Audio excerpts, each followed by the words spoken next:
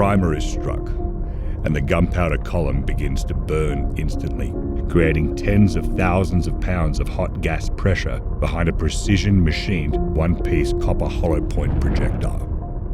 The bullet begins to accelerate as it engages the lands of the barrel to nearly twice the speed of sound, 2,000 plus feet per second. Kinetic energy is calculated as half mass times velocity squared. Now, without being overly sciencey, that basically means a lighter weight bullet moving with more velocity is a more efficient way of delivering kinetic energy than a heavier bullet moving at a slower speed.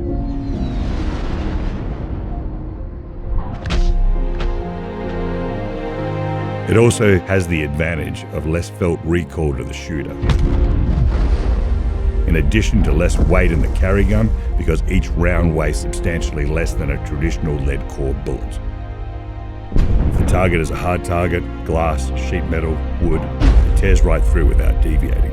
If the target is flesh, then it dumps a tremendous amount of kinetic energy over a very short period of time and comes to a screeching halt in multiple pieces, dispersing the energy laterally. The force of impact, the shock wave, the pressure that builds up inside the hollow point cavity as it disrupts whatever is in front of it, breaks the bullet into multiple fragments that go out into a starburst pattern, creating multiple wound channels, dumping all of its energy with devastating effect and significantly reducing the chances of overpenetration to zero.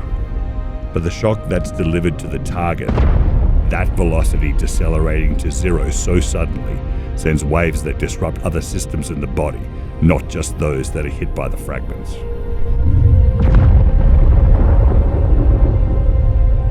That shockwave affects the nervous system, the body on multiple levels, but the bottom line is the threat is neutralized. And that's the point, to end the threat.